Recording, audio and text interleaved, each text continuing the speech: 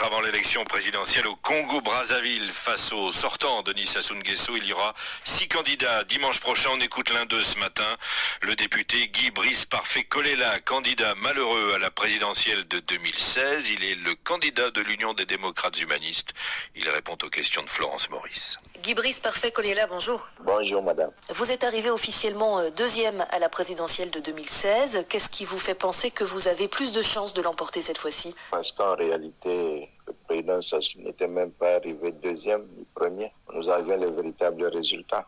Ils le savent très bien. Et qui était premier selon vous? Il y avait un deuxième tour entre le général Mokoko et moi. Donc vous dites que les résultats étaient truqués? Les résultats étaient bel et bien truqués, ils le savent très bien. Pourtant, à la différence d'autres figures de l'opposition, vous avez fini par accepter ces résultats. Est-ce que vous le regrettez aujourd'hui? Non, je ne regrette rien. J'avais pris acte, je n'avais pas accepté. Parce que la Cour constitutionnelle qui venait de proclamer les 10 résultats, elle a la plus haute juridiction, il n'y avait plus un recours. Mais je n'avais pas accepté. Mais est-ce que cette fois, selon vous, les conditions sont réunies pour un scrutin transparent et crédible? Le scrutin n'est toujours pas transparent. Mais nous comptons sur le fait que tous nos délégués seront dans les bureaux de vote. Et à partir de ce moment-là, nous comptons sur les procès-verbaux qui sortiront des bureaux de vote. Parce que, madame, là où le pouvoir triche, c'est quand les procès-verbaux sortent des bureaux de vote, vont à la COLEL, la commission locale des élections, et puis vont à la CNI. C'est là où ils trichent. Mais nous, dès que les procès-verbaux sortiront des bureaux de vote, nous saurons si nous avons gagné. En 2016, nous étions entendus que la commission technique que nous avions mise en place devait proclamer les résultats. Et ce ne fut pas fait.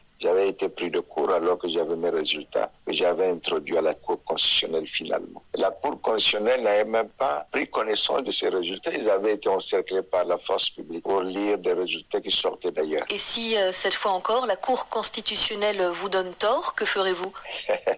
Ce sont des stratégies qui ne se dévoilent pas. Alors pour certains dans l'opposition, il y avait un préalable pour participer à cette nouvelle élection.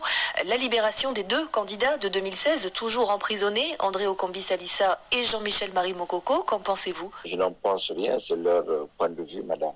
Tout ce que je sais, c'est que dès que je gagne, je les libère de prison. Je les sors de prison. Je ne sais pas en restant chez soi, en criant fort qu'ils vont sortir. Non, c'est une aberration. Sur le plan économique, Monsieur Kolela, si vous êtes élu, comment ferez-vous pour résorber la dette du Congo-Brazzaville, dont le FMI dit aujourd'hui encore qu'elle est insoutenable? Nous avons un problème de crédibilité à la tête de la nation. Le pouvoir actuel n'est plus crédible aux yeux des bailleurs de fonds. Je crois qu'en apportant un peu de crédibilité, les choses iront bon train. On n'arrive même pas à appliquer les 48 mesures que le FMI nous a dictées. Cela montre à suffisance que c'est un pouvoir, pour moi, de fin, mais il faut simplement appliquer les 48 mesures. Les audits des entreprises telles que la SMPC, les comptes offshore qui ont été cachés à gauche et à droite, c'est tout ça qu'il faut remettre sur le tapis et puis renégocier la dette avec les traders. Qu'est-ce que nous avons fait avec cet argent? C'est un problème de crédibilité. Voilà. Le président sortant vante son bilan environnemental. Il promet aussi de diversifier l'économie congolaise pour permettre un accès à l'emploi aux jeunes. Qu'est-ce que vous en pensez? Madame, le PCT a pris le pouvoir depuis 68. Si pendant toutes ces années, plus de 40 ans, on n'avait pas pu diversifier le Congo, le pays, l'économie congolaise, c'est pas en 5 ans de plus que tu vas le diversifier. C'est en sérieux. Un mot pour finir sur votre département, le Poul, Monsieur Kolela.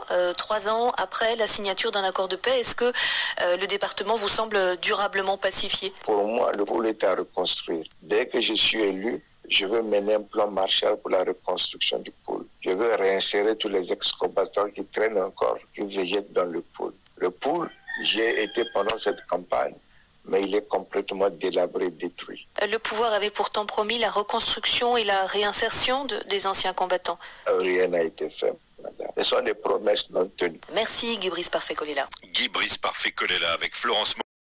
Veuillez vous abonner à votre chaîne YouTube Zoom et Focus, pour être le premier à recevoir nos nouvelles vidéos. Merci.